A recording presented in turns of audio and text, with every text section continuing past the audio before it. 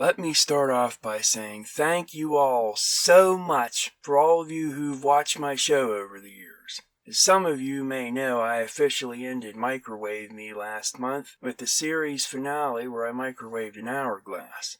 But most of you probably didn't see that, either because the algorithm is no longer favoring my channel, or because notifications are no longer going out. Either way, if you're seeing this, you know now that Microwave Me is no more. Don't worry, I'm not deleting my channel. Everything's staying up just the way it is. But outside of my yearly anniversary specials, usually it'll be in the form of a new microwave video. Microwave Me is a thing of the past. Hopefully you don't unsubscribe over this news, because I will still do anniversary special experiments as I said, but I completely understand if you do. Some of you might be wondering what may have been the straw that broke the camel's back, as I've had plenty of reason to quit over the years, plenty of chances to just say I'm done with Microwave Me, but I still kept going. This wasn't an easy decision at all. In fact, it was one of the hardest decisions I've made in a long time.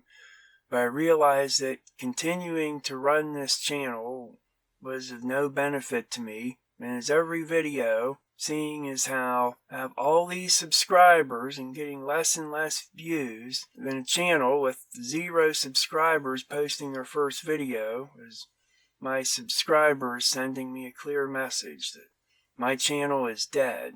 It's dead and it's not coming back, and the more I post, the more I'm running us into the ground. I've been trying for years to revive it. I've tried format changes.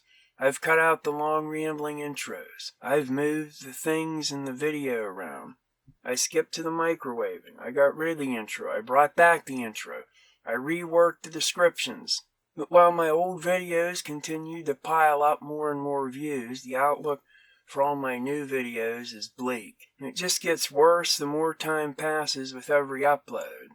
Well, before discussing the future of my channel, we need to discuss the past. A brief history lesson for the newer viewers here. I did a few microwave experiments growing up. My first ones were in '92, but I never thought anyone would be interested in just seeing someone put stuff in a microwave. It was never a serious interest of mine at the time, just stuff like microwaving hazelnuts in 2006 after heating up the chestnuts, or cooking a calculator in '98.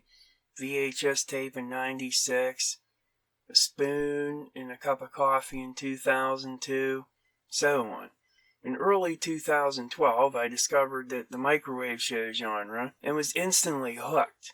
But I hadn't made the connection until later that year. I was looking for a new way to get people to listen to my music. I figured in September to start a microwave show and use the microwave videos to draw them in and hope they'd stick around for the music eventually. Well, after a few attempts at a pilot, I settled on the title Microwave Me, and on October 24th, 2012, with a boring video of me microwaving Hot Pockets, Microwave Me was born. The first couple seasons were just small-scale experiments for the most part. Lots of produce, food items, small minor experiments you know would be safe, but the end of season 2, I crossed the point of no return when I did ping pong balls and a lighter. The next few seasons were basically just me struggling to gain any kind of traction. Despite my frustrations at lack of growth, I was having fun. I was doing these wild and crazy experiments that even the big guys steered clear of, and the ones they did do, I was doing them better. I hit a rough patch during the implementation of Google+, but I bounced back by fall 2014. The start of my peak was the silverware getting featured in Huffington Post.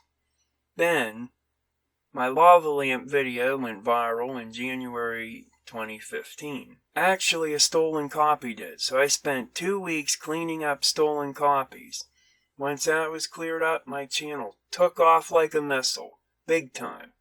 Then in early 2016, my Nutella video began to take off because of a Vine, and it being the #1 search result for Nutella and microwave really put me in business.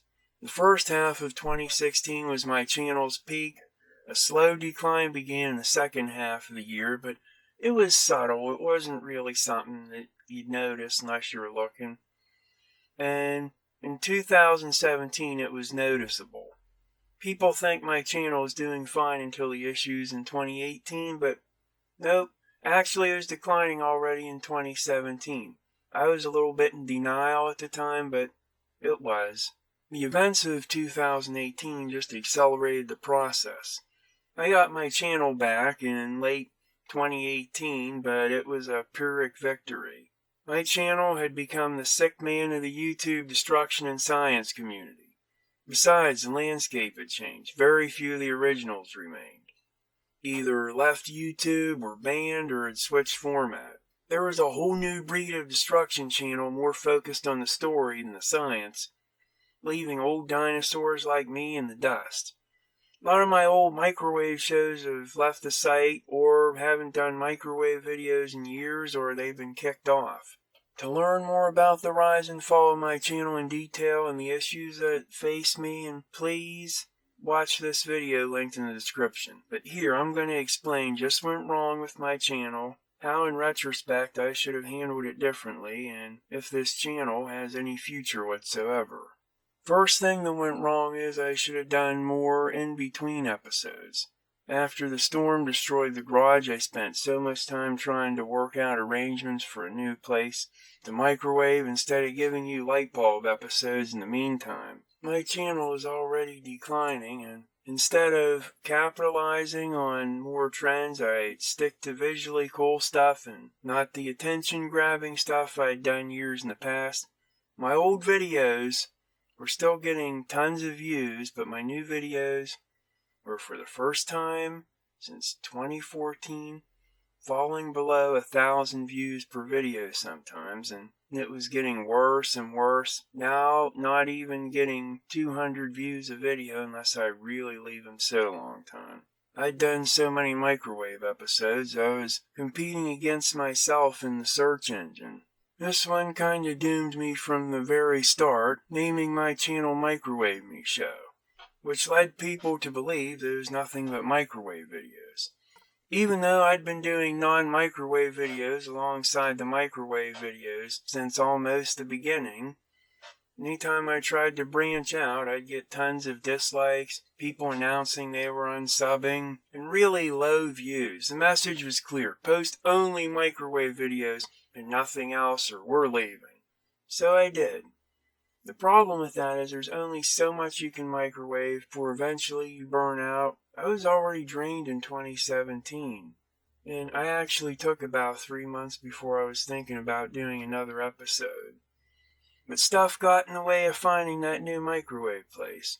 People on the internet have unrealistic expectations of us content creators. So I had to make sure it was something with 100% visibility, so I didn't get a whole bunch of "I see nothing" or "nice reflection" comments from anything that was less than 100% crystal clear visibility. You know they saw what was going on. They just wanted to complain and be a smartass because they couldn't read the label on the thing that was getting nuked. And because of the high standards we're held to, I felt obligated to search for a very good spot, and this led to the delay. This is the big one, and probably the one all of you figure is the reason. My channel getting targeted by a malicious censorship campaign in 2018 to get me kicked off of YouTube. It temporarily worked, and even after coming back, no matter what I did, just made it worse. But how did this happen? I microwave stuff people didn't want to see microwaved. That's one possibility. Or because I just commented like a regular viewer, I left some comments somebody didn't like, some people got offended, and they wanted to shut me down. Once you cross a certain popularity threshold, you're no longer allowed to be a normal viewer. You're expected to stay on your own channel like a spider in its web and never comment on videos if you do. Being honest is bound to earn you some enemies. You say you don't like something, or you like something someone doesn't like, you just made yourself an enemy who doesn't care about your YouTube channel or what you put into it. They just want to ruin you however they can. People think it's us YouTubers with the power. Nah, it's the no video accounts that hold all the power on this site, the anonymous commenting accounts. We're just the dancing clowns here to entertain them. On paper, those are what killed my channel. But here's what I really think killed my channel. Complacency in my viewers. I'd painted myself into a corner with making a microwave channel, sure. The algorithm wasn't on my side anymore, sure. I lost my channel for 6 months.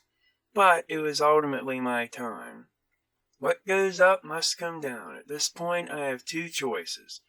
I can continue going on being the sick man of the YouTube destruction community and fall further and further into irrelevance and in denial, or I can go out with some level of dignity on my own terms. Let's face it, my channel's dead. It was a fun 8 years, and if I could do it all over again, I sure would, but my time has come to move on to doing other things.